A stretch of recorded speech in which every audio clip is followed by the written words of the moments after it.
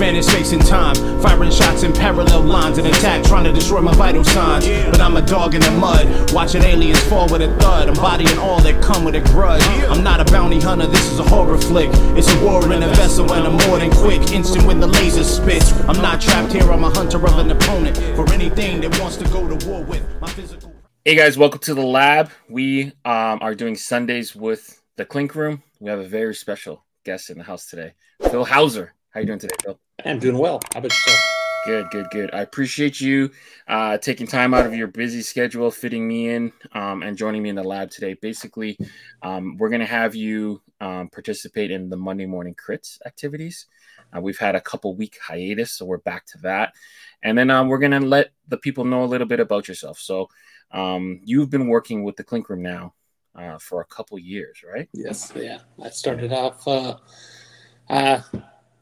probably 2019, I think is when it was. All right. Do you remember your first design? Yeah, always. Well, that was my first design that made it. I had that made it in. Yeah. The Always a Summer. Okay. Yeah. I had a couple that did not make it. That's okay. My first ones didn't make it either. All right. But you have a really unique style. I think you have a really funny way of wordplay, I would say. You have a lot of different ones, like the Always a Summer, Moscow Mule comes to mind. A lot of different puns. Pun game, fantastic. Can you kind of share some of your inspiration behind some of your unique designs? Well, I love puns. Always have. I think they're funny. I like dad jokes and pretty much I like to make people laugh. And so when it comes to designing, I try to think of something that I would want to wear and something that somebody would look at and say, okay, or how did you think of that? To me, that's when somebody says, how did you think of that? That's the greatest compliment. Yeah, that's awesome. That's awesome. In terms of your approach, like what would you say how would you approach the creative process when working on a new design? It's going to sound horrible, but sometimes something just sparks. I'll have a conversation with somebody and somebody will say something and it'll be just a phrase or something will come up and I stop paying attention to what they're saying and I start thinking about, oh, that would be kind of cool to do this. When I watched Dewey Cox Walk Hard and they say, don't you write a song, Dewey Cox? That's kind of how it is with me. Somebody will say something, I'll be like, oh, that would be kind of cool. Style. He says something about, oh, who'd be your best president? Who'd you want to draw something of, or like a president or a famous person? And that makes me start thinking, But I would say most of the time, it just falls in my lap. If that makes any sense. Nice. Best thing I remember about Dewey Cox is all the different ways he gets convinced into doing drugs. You want none of this, Dewey? It's not. I think I do want some of this. Yeah. I think I do want some of this cocaine. But just some of the designs, man. That I'm a big fan of yours for a long time. Peacekeepers, Always a Summer, Moscow Mules, Poison Dart, like just really fun, really interesting designs. Like they tell a story. They're really unique. I think sorry to interrupt, but like Poison Dart, that was a collab with this guy out of Germany, and he wanted a bull with a dart in his eye, and I couldn't make it look right. And so I just kept messing around, and I thought, oh, let me try this. And I entered a design called Amoeba Derchi, and that was with Donovan, and he wanted to do one that said Adios Amoeba, and it turned out it was a Gary Larson cartoon from the 80s. Okay. So I was like, I don't want to do that. It's copied. So I just kept thinking of different ways to put amoeba in it, and that's what I came up with. It didn't make it through, but I'm really proud of that design. It's one of my favorites. But that's, a lot of it just happens on accident. I like that. And oftentimes you see stuff that gets posted. Maybe it might make it to crits, doesn't get the votes, or doesn't quite make it through. Color wasn't right, or maybe the canvas wasn't utilized properly, maybe it was too high as opposed to not wide enough or whatever. Yeah.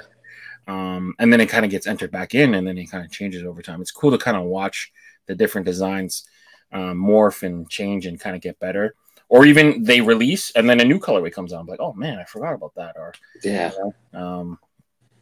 But yeah, like it's tough because sometimes watching it turn from a 3D mock-up, or it's really a 2D mock-up if we're being quite honest. It's a 2D flat mock-up, and then you're asking people to kind of invest in it and buying it, and then when it comes in, how many times you hear it's like, oh man, I wish I knew. It's like, well, yeah, it's hard to figure from the mock-up sometimes. So yeah, a lot of times your stuff I feel is a lot better when it comes in because you have a good style of using the whole canvas. You're more of a someone that utilizes more of the horizontal plane as opposed to just up and down.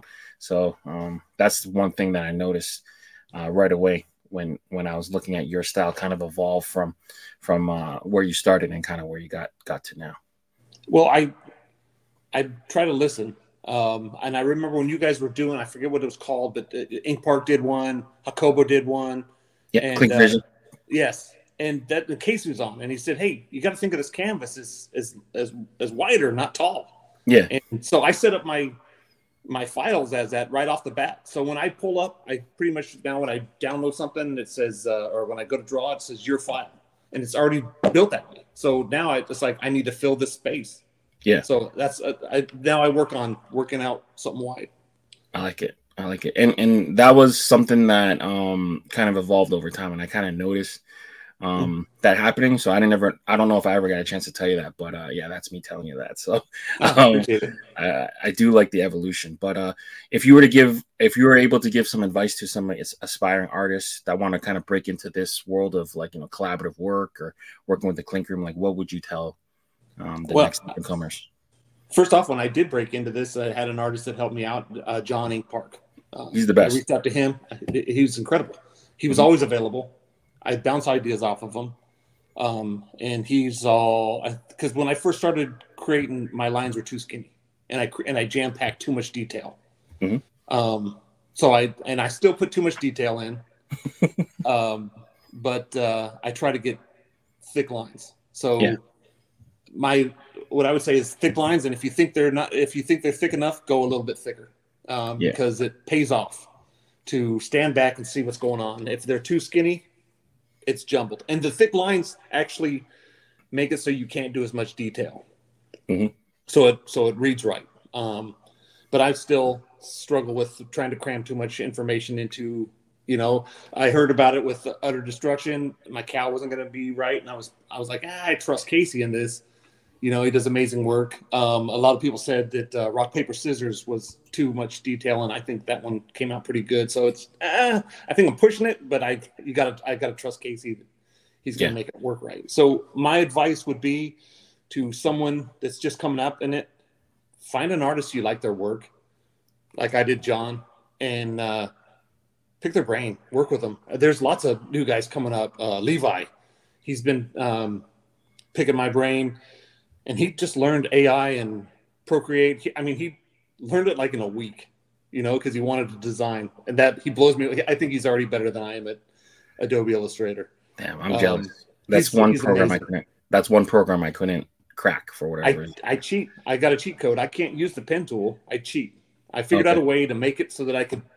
When I saw Clink Room, I was like, I want to do this. Yeah. I was on Instagram. I said, I got to do this, and I had an iPad, so I downloaded Adobe Illustrator, and I taught myself the best I could. And I was redrawing everything with the blob brush, over top of a design. I was pretty much tracing over something I designed, and then I figured out a different way to do it. But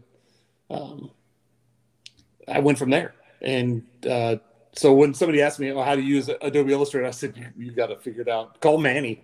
I don't know how to do it. Yeah. But I made it so that I can, if you want to do it enough, you're going to figure out a way to do it. And you could see it like with the artists coming up, like Levi. There's a lot of artists coming up, and they all got their take on it. I think there's room for everybody in this place. Yeah, I remember watching some of Ink Park's old streams. He used to stream a lot on Twitch, like his different drawing and stuff like that. I would just watch them and I'd be like, yo, he's got so many shortcuts. Yeah. I can't even like, I wouldn't even be able to trace back or slow-mo what the hell he's doing, and just the precision and the accuracy. But yeah, so if John, if you're listening, he's always offered me lessons. He's amazing. He's always been there. Like, I'll just text him and say, hey man, what about this? Or he'll text us, you know, what are you working on? And that's what I like about Clink Room, is the community. I'm talking to, you know, people all over the world. Just text them, say, hey man, what do you think about this? Or, hey, I saw that you did something, you know, you had a dove in yours. I reached out to Aurelian, you know, when I did Peacekeepers, because I said, hey man, I don't want to be stepping on you. What do you think? I know you've got a dove design. I got a dove design. I believe they're different, but if you're not cool with it, you know, then it dies here. And he's like, oh, send it, you know. And all these guys are that way. Just talk to these other guys. I mean, that'd be my greatest advice, is reach out and bounce ideas off each other, and, you know, send ideas in, have Casey look at them and get feedback. But I would say, as far as the utmost of advice would be, thick lines, make it wide, say what you need to say. You know, everybody's got a voice out here. Somebody, you know, I can't speak to this, you know, group or this animal. I'm not a big bird guy, but, you know, you got guys like Flanagan. If you want to see a bird design, this guy's going to do it for you. You know, there's room for everybody. We're all different. That's what I would say. If you don't think you're good enough, put your stuff out there. Let it, you know, you might get beat up a little bit at first, but people are going to reach out and give you a hand. Step in there and, you know, make it better. Yeah, that's awesome. All right. So now we have the grand return, Monday Morning Critz. We've had a bit of hiatus. We've had 2 weeks of Monday morning critiquing. So it's back. So we got a fresh 10 things to look at. And yeah, let's go through it. So first off, we got Deep Terror by Jacobo. I swear we've seen some version of this before. I think maybe it might be a resubmission, but I feel like I've seen this before from him. I think something like this. I could be wrong, but either way, it's very, very, very different. The lighting is incredible. Yeah, so he's got. I'm going to start off with, I'm just a huge fan of Jacobo. I reached out to him when I first started submitting. I still, you know, chat with him every once in a while. I love it. There's nothing I don't love that he's done. Yeah, the lighting in this is incredible. Yeah, it looks like he's almost got two tones too. Like, it's a sneaky two-tone, a little bit darker up top. Oh yeah, it looks like a charcoal gray. Yeah, charcoal gray visor, maybe even a gray under. I can't for sure tell. But yeah, right off the top, he's playing really interesting angles, I guess, with the lighting. The space guy's kind of hidden there, but your eyes directly go to the middle, which is kind of cool. So yeah, no, that's good. The rest of it gets filled in, and looks like there's little eyes in the back too. The little two pair there and a little two pair in the middle. But yeah, this one's really, really fun. I wonder if they're going to play with any glow in the dark. So maybe if they make the teeth glow in the dark, or just the shadow of the helmet, or the glass, maybe potentially, that would be kind of cool. But yeah, this one's really fun. I like that one. Yeah. All right, moving forward. Let's take a look here. All right, so now we have Raphael with the Night Panther. What are your initial thoughts on this one? My initial thoughts, Raphael can draw well. I've seen his Panthers, so I kind of want to see more from him, you know. So as far as that goes, I mean, is it drawn well? Absolutely. Would any high school in the world want this as their mascot, or a college team? I think absolutely. I know he can do some amazing things, so I'd like to see more from him that way. Yeah. If that makes any sense. I know he can do Panthers. He nails them. Yeah. One of my favorites of his was I think it was a Cadillac, and it had horns on the front, and it was like a guy, like he was riding a bull, Yeah. That's to me. That's what I want to see. When he did that and it didn't make it through, that kind of bothered me. But I think that that's he does well. His Panthers look great. I just kind of I know he can do more. It's more exciting to me. I've seen the Panther, if that makes sense, and Yeah. I like to see more designs differently. If you see a eagle every single time, it kind of, to me, I've seen it. So that this kind of becomes like that, if that makes sense. Yeah, I feel you. First off, I would never be able to draw as talented I couldn't either. Yeah, as Raphael. Yeah, but I think he's got a lot working for him here. It's a sneaky two-tone, so I feel like a lot of the artists are now kind of incorporating more like quote-unquote fashion style colors or kind of what's hip and what's in. So he's got navy with black, purple under. Where he kind of loses me a little bit on this one is I guess the left paw. I can't tell if that's like background, it's supposed to be rocks, or if it's like a shadow of his other arm. Like I think it's in the hills. Yeah. And I think that big purple near his head is the moon. Yeah. That's how I see it. I mean, he draws well. There's no getting around that. Yeah. But I think I would hide, or I would at least try to hide maybe more of the Panther in the shadows so that it becomes more of a kind of like how Yakobo did in just the previous one, where you had enough peeking out that you could figure out what it is, but yeah, I think that's my only critique of it. Like the front paw is so muscular and so big, and then the back one, it's scaled so that there's a perspective, but I think I would just hide a little bit more in the shadows. So it's more of like a front view. But otherwise, yeah, like it's a strong Panther.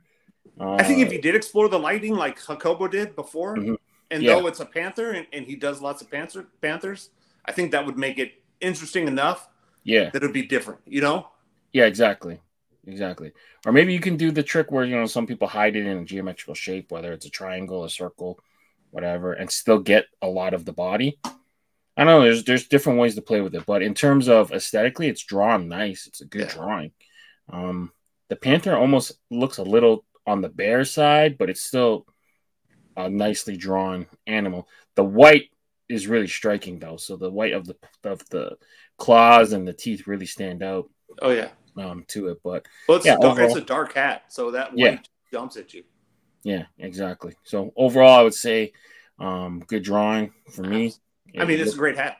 Yeah, it looks great. I think it's the colors. I like that the darkness. I think that's well done. To me, I've seen him do a Panthers before. I want to see him do something else. That's it. Yeah, because he's obviously can do a Panther. Yeah, and he's got it's Night Panther, but he's got almost like the Black Panther colorway, black purple. It's cool in terms of the look of it. So overall, pretty slick offering, I would say, from Raphael.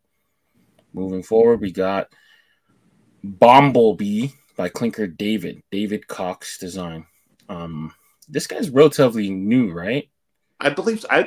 I've seen a couple of his things, I believe. Okay. Let me look him up real quick. But yeah, what's your initial thoughts on it? Looks old 40s nose art to me. Yeah. I mean, it's cool. It's not something I've seen before. How do you feel about not outlining the outline? So like the image in the back.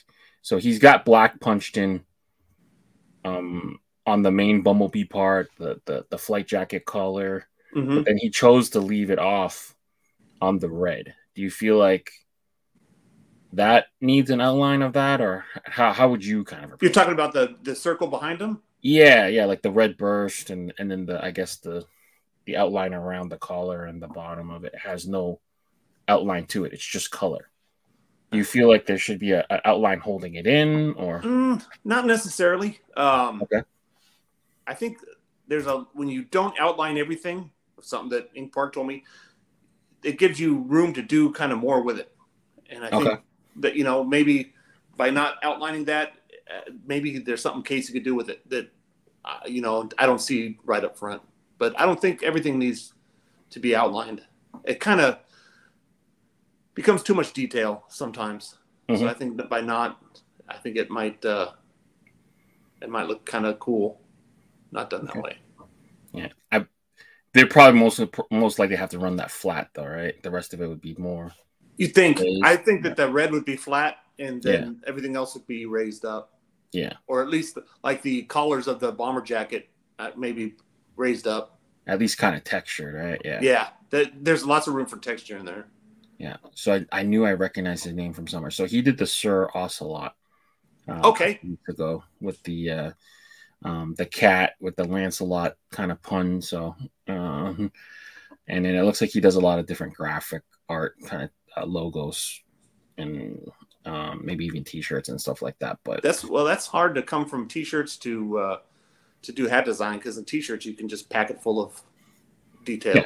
Yeah, and your canvas is 10 times bigger. Yeah. But yeah, no, it's cool to see him kind of back in the Critz fold. A lot of Mad TV, it looks like. Spy versus Spy on his page. Yeah, it's good to see a different take on something too. You know, you start to see the same artist putting out the same stuff. Yeah. And it's kind of nice to see new faces. Yeah, and I love this colorway.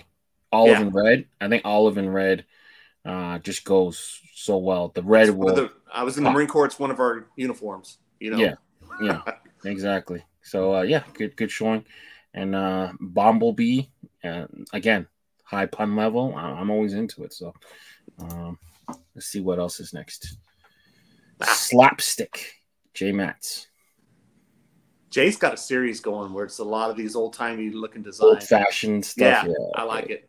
I like it. He's like found a second wind and he's just going for it. This is fun. This is old mascot-y, right? I like the call letters out on that microphone too. The KLNK for Clink. That's very clever.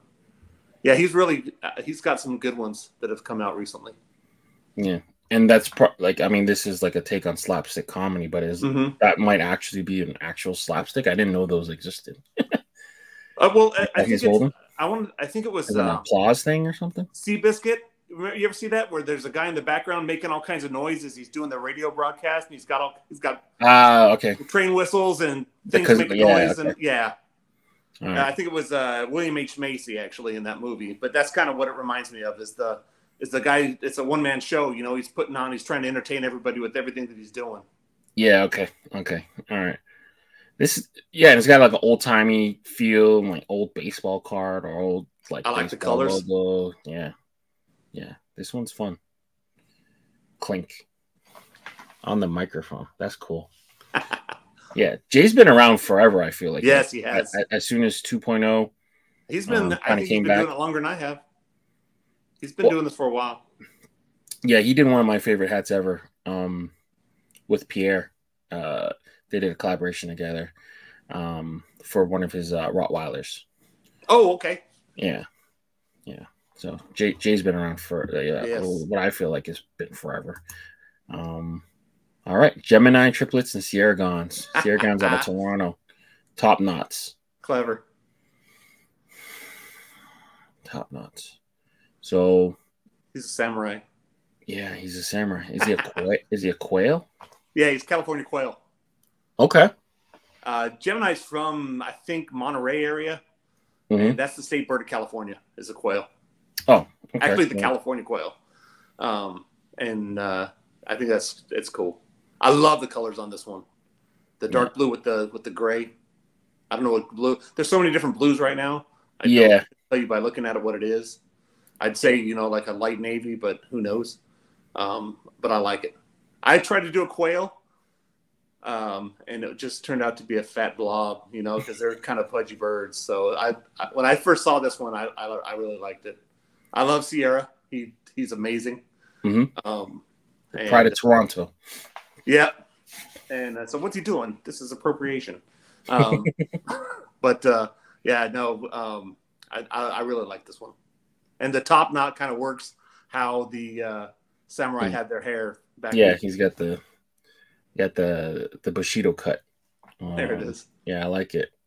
a lot of little intricate details. So like the little dots for the feathering around the neck. That's tough. That's one of the things is if you look at a quail, like California quail, they've got like, it seems like 8 different colors in their head. So how you make that work? And yeah, I think this is well done. Yeah, and then a little bit on the knuckles.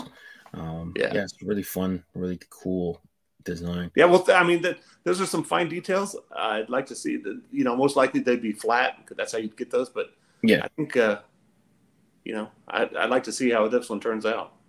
You know, it'd be really cool if the red was like a shiny metallic red. Yeah. You know, get the sword maybe like metallic silver, that little point sticking out, maybe a little metallic gold on the tips of the sword would be kind of a way to kind of accentuate the design a little bit. But yeah, this colorway kind of reminds me of the old like New Jersey Nets, Vince Carter, Jason Kidd kind of era. None of them wore top knots, but it's got that old timey Nets kind of feel for it. But yeah, it's really strong one. It's cool to see 2 artists collab. Yeah, so it'd be like really like fun to figure out like who drew what or you know how it kind of came together. But like you can't tell who did more of the work though between these 2. No, because it's not. I mean, Sierra has a definite style. I don't know if he did all this or what happened, but most of his have a real like. I can look at a lot of these guys and say, okay, that's that's a Kobo. Oh, that's Sierra. Oh, that's Josh Falls. You know, you can look at these guys and say, yeah, I know who did this. Yeah. This one doesn't stick out that way. Yeah. Yeah, exactly. You can't figure out, to me, so it feels like a true collaboration, and that's awesome to see. All right. Let's see what we got next. Dandelions by Clinker Rory. RM Kelly 77. This feels like a new Clinker too. Yeah, I love this design. It's out This there. is really well done. It's so many things to it. Where does your eyes get drawn first when you look at something like this? I kind of feel like I have to look all over it. Yeah, that's why I didn't know how to look at it. I felt like I have to look all over because it causes me to look all over. You know, it's I don't know if I would go with the term dandelion because it's a tiger. But that's nothing. You know, that's just a name. I think the drawing and that design is incredible. I think that is going to be just like the embroidery on that is going to be just stupid. Okay, that's incredible. I really like that. And I'm a cartoon guy. You know, I love cartoons. I could never pull this off. A lot of different shapes and textures. It feels the paisleys and stuff. That's very cool. Yeah. Have they submitted before? So he is private. So let me just request him. I don't know if we'll see, but I did find in my my deep research of him in the 10 seconds I just looked him up. Another fellow Torontonian, so art director and designer from Toronto. His website has a bunch of stuff. So Toyota looks like he's worked with. He's a professional artist then. Yeah. Okay. Yeah. Yeah. This is a side hustle for me. Yeah. So, I like this. This looks really good. Yeah, the colors are really interesting. Yeah. He's got like different colors of blue with like almost like a vice blue under. And then the colors he punched in with the logo are really, really striking. So there's a lot of pop to it. But yeah, I'm with you. The name maybe needs a little bit of work, but the art is really Tiger Lily or something. Because to me, it looks there's flowers in there. You know, I don't know. That's incredible. That is really well done. This is the first time I think we've seen them. Yeah, and, I just saw hopefully not the last. Yeah. Yeah, really interesting. All right. Dollface, Clinker 14.8. This is another one. I don't really recognize their name. 14.8. Let's take a look. But it's a DaRuMa doll. Right. Yeah, I remember these in Japan. You had to draw in one eye when you made a wish or wanted to like set a goal for yourself, and you drew in the other one when you completed it. Is that right? Yeah. So basically, they normally come in with both eyes not drawn in, and then you're right. You set a goal or you make a wish. You dot the eye after, and then once it gets, once it's complete, then you're supposed to dot the other eye. They did the flying eyeball. Remember that from a couple of weeks ago? I'd have to look back and see it. Okay. So they did the one that looked kind of like Von Dutchy, a little bit of Mishka. It was the eyeball with the bat wings, the droopy head. Okay. Yeah. So that was their first foray into it. Looks like a t-shirt artist, a sticker artist. They do different prints and stuff like that. So has been submitting to the Clink Room for the last little while. Okay. But a lot of different types of art, which is cool. And then, yeah. How do you feel about taking like classic, I guess, I don't want to call it mythology, but like, I guess classic themes and just deading it, adding skulls. I get what you're saying. Well, there was a time when there was a lot of talk about appropriating other people's cultures and stuff. And I think if you, you can't do this, I can only do this. To me, that bothers me a little bit. I think that part of being an artist is having a voice and saying what you feel about something or doing something. As long as it's not just totally disrespectful. And some, you know, that some people are going to find offense in everything, you know? Yeah. As far as like this, I think it's well drawn. I don't think that the skull makes sense for what it is, unless it's like Dead Dreams or, you know, but I think it's like you see those dolls all over Japan. It's pretty important to their culture. And so as far as just making a skull on it, I think skulls are cheat codes in Clink Room. Not saying that's bad. It's going to get your design through a lot of times. It's a skull. People love to see skulls. And I think skulls have their place. I don't know if right here it kind of doesn't make sense to me. And I don't know. I'd like to see it done traditionally with the, you know, the way that they're drawn with the one eye in there.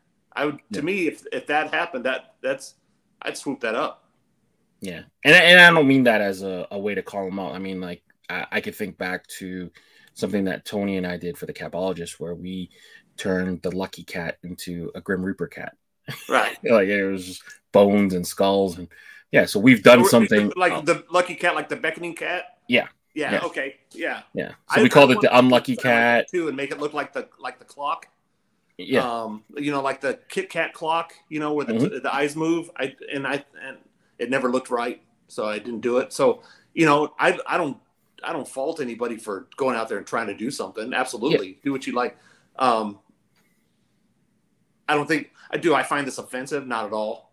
You know, it's just a guy, his take on it. I'm sure there's somebody in the world that's got a tattoo with a DaRuMa on it, with a skull on it. You know, to me, do what you want to do. But as far as I got skull hats, I'd like to see this done kind of more traditionally. I think it'll look cool that way. I think back to I think Ian Mack did one, and we've definitely done a couple for the Capologist, where more traditional style DaRuMas.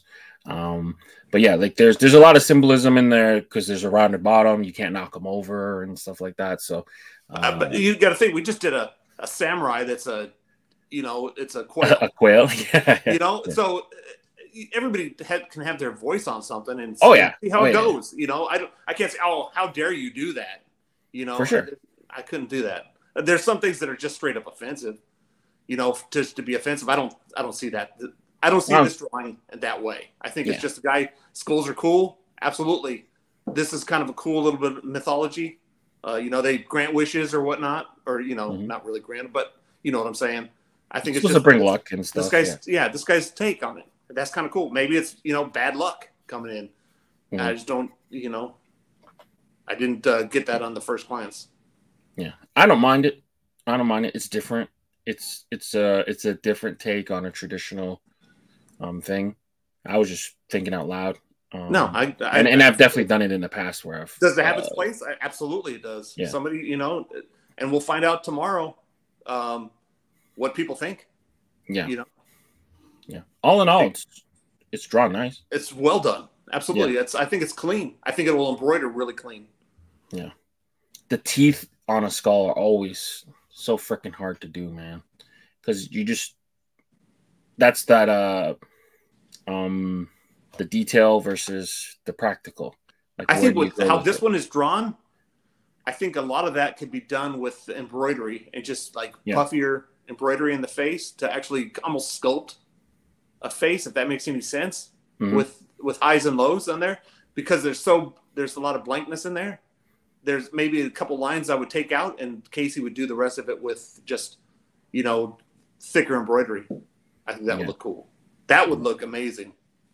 Yeah, getting it to have that texture, kind of like rounded or kind of like more sculpted in the front. That red part would be really, really like a cool effect to pull off. But yeah, Dollface by Clinker 14.8. I'd like to see more of them. Yeah, he's done. So you said he did like that Von Dutch eyeball, and then this now, right? Yeah, and then looks like they did another one that didn't quite make it. Rad Beast. So it's like a Sasquatch wearing like the Kanye style shutter shades. I don't know if that ever made it, but and then some other skull stuff in the past. So they've been submitting for a while now. I've done skulls. You know, everybody needs to do one skull and one Kong. Who doesn't like skulls? Yeah. One of our first submissions to Clink Room was Grim Reaper style Kong skull. Okay. So yeah, like it's cheat code, man. The Kong, the skull, you have to birds. Like just get in where you're fitting, man. That's it. Make your spot. There's room for everybody in here. Yeah. All right. Golden Sombrero, Clinker Big Flies. So for the baseball fans, they know that a Golden Sombrero is not good. So that's for the uninformed, that's 4 strikeouts in one game. The Golden Sombrero. Are you serious? I never heard that. I didn't know that. Yeah. But there's a 4 on his back. Yeah. So that's why he's whiffing. So Dodgers never strike out. So you're a Dodger fan? Okay. But yeah, so this is the baseball pun, which is really really cool. So very cool. I love cartoons. This is my wheelhouse. So anything swinging, I like. And I haven't. I like the colorway on this. It looks like a dark green. It's almost like a tan. You're talking about the brim? The brim, yeah. Sorry. Yeah, that's almost like a gray or an olive. I can't really tell.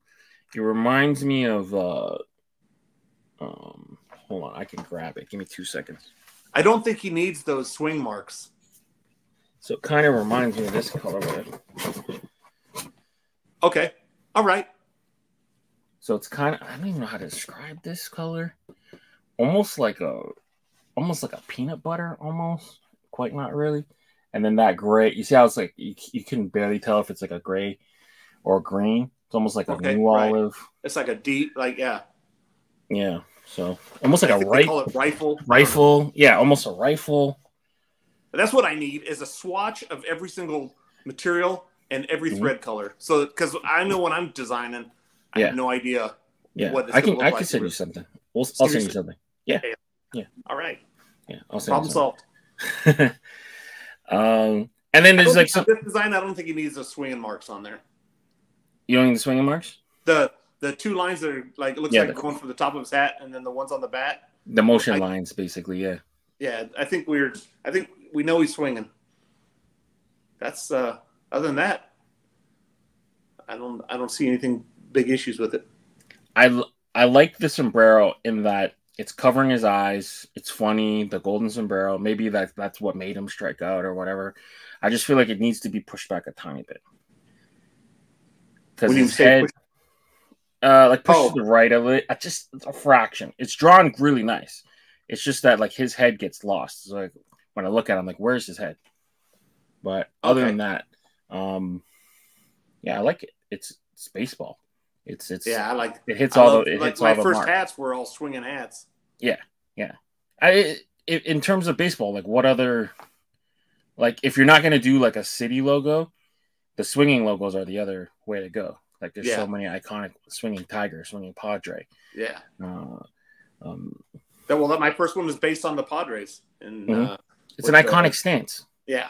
The crooked feet a little bit swing, like it's an iconic stance. But this one's a little bit different in that he's fully going for it. I like it. If you're gonna strike out, you sell it out. But yeah, the colorway is interesting too. It's like it's not like you don't really see this combo of colors a lot, and like I was saying to you, like we're starting to see a lot more of the fashion style like colorways kind of make their way into Clink, which is really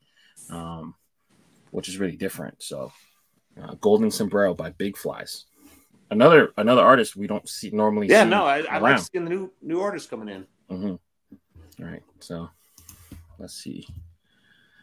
Sierra Gone. That's Sierra right there. Yeah. I said, you know what his stuff looks like? That's Sierra. That's cool. His stuff, it's got graffiti feel, it's got sticker feel. Just MC. I like it. Upside down tape.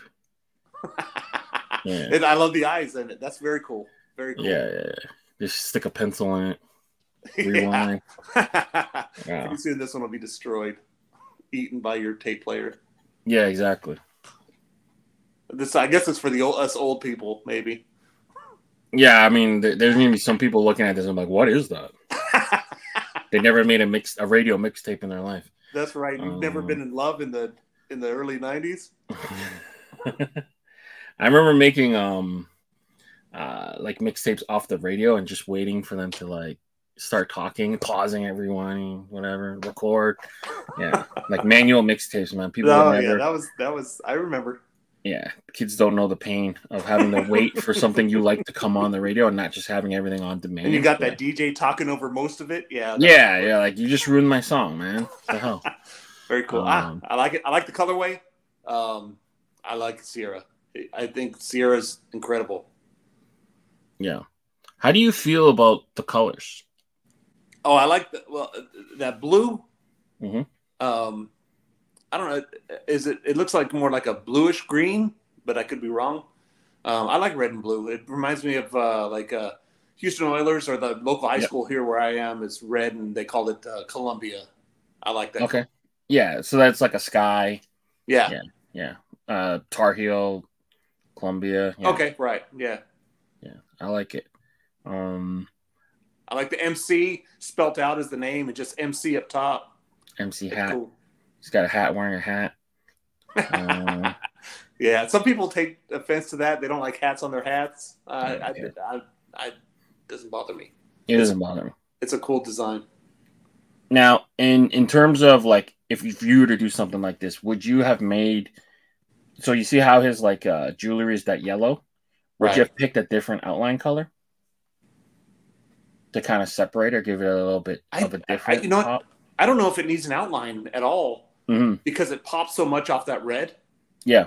That it doesn't. I don't think it needs an outline. Yeah, that's where I'm at right now, because I feel like his outline is taking away from the jewelry. Like there's less pop from the jewelry. Yeah, I think if you got rid now of you have the yellow gold, it would pop more. Yeah, so that would be my one critique in terms of the subject matter, the art. It's cool. I won't think I would really change anything. Maybe I'd make the microphone a little bit bigger. Something that I get told a lot, and Casey tells me, is negative space. That's another good tip for people. And I'm guilty of doing it. He says it to me all the time. So when I'm looking at this, a lot of times those hands are in the front of his face, whereas if you had them away a little bit, it might read more like hands in front of his face. If that makes any sense to anybody, it made sense in my head when I just said it. But it's just kind of separating the arms would be my only thing. But I can't critique his work. His stuff does great. Yeah. I see what you mean. Maybe like get him up a little bit. Oh yeah, maybe that one hand, like he's really got something to say.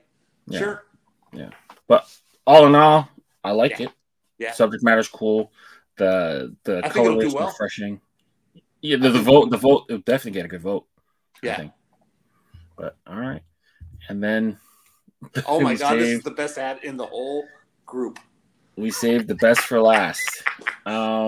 What's it like working with Style? He's cool and he's patient because I'm kind of hard to work with. You think so? Oh, I know I am. People come to me all the time with ideas, and I have to be like totally stoked about it to get on board with it. Okay. So it's like I've got an idea, and I mean it probably is a good idea. If I don't see a vision of it in my head right away, I kind of get bored with it. Then it feels like work. Whereas part of what I like doing with Clink Room is express myself, and just like, to me, it's fun, creating. If I feel like it's work, I hate it. So that's why I don't have a design out every week. Yeah. Because to me, it's just, I feel like I don't want to get boring, if that makes any sense. So when working with style, I think him and I are a lot alike. He used to, in the early days of Clink, on the, when they'd release all the different hats for the week and they had where you could comment on them, he would always chime in with what he thought would look best. And I'd always joke with them that, hey, when before I submit this, I'm just going to send it over to you and you tell me what colors to make it. Because the hardest thing for me to do is pick colorways. Yeah. When I'm doing that, I think none of it looks good. Let me draw. You can pick the colorways, kind of a thing. I was going to ask you about that next, because I feel like this is a colorway of a hat that he would pick. Yeah, he chose the colors. Okay. And I think they're great. Yeah. So with him, this actually evolved from another idea where he was talking about people, and I believe they're in they were miners that their mine closed down, and it was a historical thing where their mine closed down, and now they went from being miners to moonshiners, and it kind of went through some things, and I said, this is what came into my head was to have this guy running his own shine, kind of a thing. And so I changed it up a little bit, and this is why I'm hard to work with, because if you give me an idea, chances are it's not going to end up like you thought. I'm going to change it up a little bit, and that's probably why. So, the question you should be asking is how you should ask Style how it is working with me, because I'm sure it's not fun. But we've done a couple together, So if y'all worked together before, it can't be that bad if he's coming back. Yeah. You got to be patient with me too, because even if I'm not excited about what you're doing, usually I'm working. So this is, like I said, this is what I do on the side. Yeah. So, so that's what this came from. Was I bounced him? I said, hey, how would it look to have him, running moonshine? Because at first it was going to be a guy running moonshine with a bunch of pitchforks or pickaxes in the back of his truck, and we kind of got rid of that because it didn't make that much sense to put it in there. Yep. And I thought, it'd be kind of cool to have a moonshine still as his engine, and like an old timey, like a Model A truck kind of going down the road, and him spilling a little shine. And then there's I don't know if you watch moonshiners on TV or not, but they use raccoon penis bones to help the shine come out of the still. And that's what that stupid bone in his head is. Okay, all right. I had a feeling that looked like a bone, but I didn't. It's ask a bone initially. up there. Yeah, He asked too. What's that? I said I like the show Moonshiners, so nice. That's what this is. So nice. This has like not as violent or not as crazy, but it's got a little bit of rat fink in it, which I like. Okay. Like the smaller type car, bigger head. Yeah. I think the still in there. If you guys use copper to really punch it out, it's gonna. That's what I was hoping for, copper. Yeah. The one thing I would say is I would probably pick a different outline, maybe just white, just let it pop off, because there's a lot of browns in here that kind of almost look the same. But other than that, or no outline. Yeah, and we'll see. I've got some suggestions in there. I've talked to Casey about this design. Some different suggestions, and we'll see what route it goes. And I said if it makes it through voting, maybe we'll do some different things, because I'll submit something with a colorway that I know. Hey, you know what? I think it's not going to be the same as when I turned it in, and that's happened a couple times. Shot Colors was one, nothing like the colorway I submitted, and it came back and that was great. And then Poison Dart Frogs was another one. Nothing like what I submitted, but incredible, And I said, man, at first I kind of wasn't a fan, but I love it. I love what you did with it, So I got to kind of trust him to know that he knows what he's doing too. Yeah. Because when you look at the collaboration, it isn't just me and Style, it's Casey too, and their team. He's got his fingerprints on everything. Oh, yeah. I don't know if people know this, but he redraws everything so that it'll get digitized a certain way. Because he's just done thousands of these. So a lot of people, I hear some people complain, like, not complain, but compare, like, oh, well, Clink did the digitizing or they did the embroidery this way. And then when other people do it, it's not as good or whatever. But it's like, yeah, you have to understand, like, Casey's done this 1,000 times. He has like a good repertoire, a good a method of communication with the people working there, and he can send stuff back, or he'll get a sample swatch and be like, "No, like you didn't do this right." You can send it back. Not everyone has that same luxury when working with the mirror. But yeah, so overall, I'd love it to see the colorway go this way. Siley picked this out. I sent him over one way, and he's all, "Hey, can we do this? Can we change the color of this? Can we change the truck to red?" It's because he's a Cardinals fan. Yeah. But I love it because he doesn't draw, but he comes up with some really good ideas, and or like something that he'll say something during a conversation that will spark an idea in me. So I enjoy that, Yeah. And so that's what this one came from. Most of him and my ideas come from us talking on the Discord channel, or just he'll text something over to me. What do you think about this? I said, let me get to it. Let me see. I enjoy working with him. I'm the same way. I can't draw for a lick of anything, but sometimes I come out with an idea here and there. But he's got a good eye too. Yeah. Like just from, I used to reach out to him. He'd say something, back when I first got started, and he would say, "I'd love to see this. Maybe if we did it this colorway, this would look good with a green top, or a green squatchy and a green under and whatever." And it was like, man, he's right again. So I started reaching out to him, saying, "Okay, what? I'm just gonna wait for you. You tell me what color it needs to be." Yeah, I mean, to go back to what you were saying, whenever we used to do the Monday Morning Critz show, I think the teacher in him, he would write back like a good paragraph for each one, and be like, "This is whatever," and he would give constructive feedback. That was great feedback to everyone who would take it. But yeah, so if I was writing this report for him, I would tell him, or I'd tell both of you guys, the window color, I wouldn't make the window color the same color as the tire color, and then maybe switch the outline. But other than that, I think it's flawless outside of those two things. All right. The window color was supposed to be inside the truck.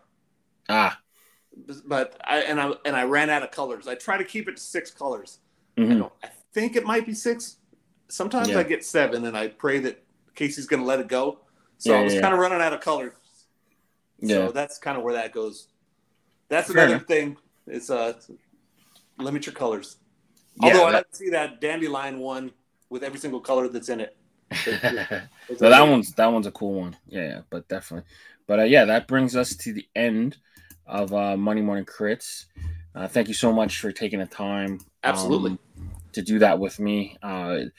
We've had a 2-week hiatus. Like, we haven't had anything to look at for 2 weeks. But I think kind of like what hit pre-order was kind of refreshing. Like, we actually didn't know what was coming, and some of those that hit were like really good designs. So you see 40s that which one? What is it?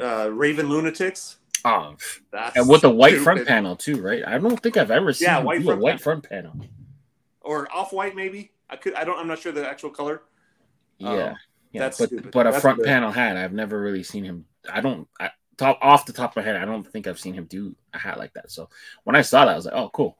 Yeah, so I like that one.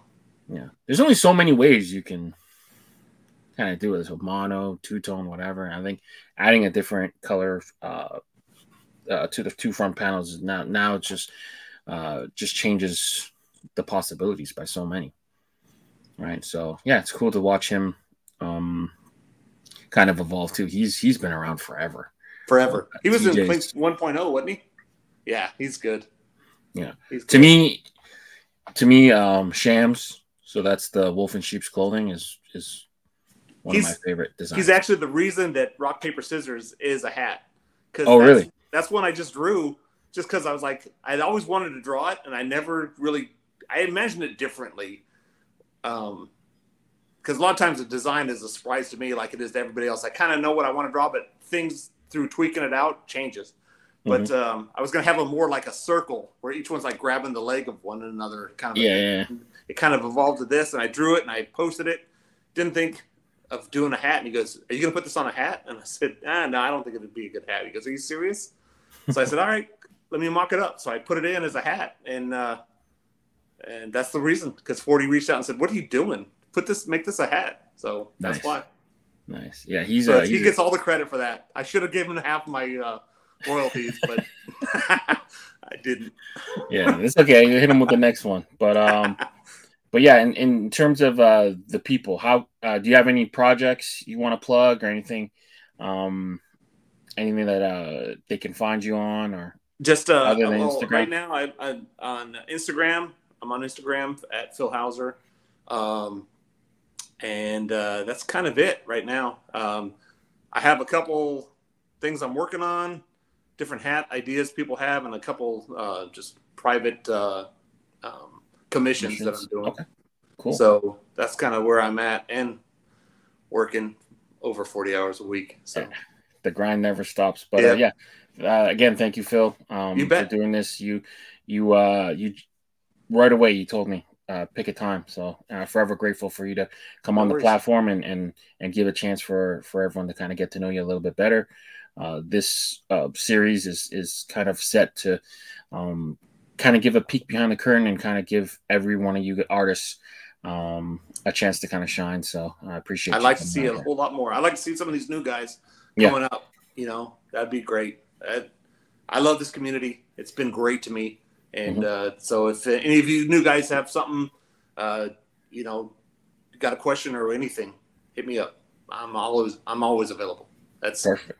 That's I figured someone reached out to me and helped me out when I was just starting out, and I just gotta pass it on. There you go. So any aspiring artists or any new fans, make sure you guys follow Phil Houser. But until next time, we're signing out, guys. Peace. All right. Ours is unrivaled and unbridled. This is the upgrade. You making a duck face. Freeze tag, you can't touch base. It's rough space. I'm never known how to lose. The killer in the clutch space. Bet you.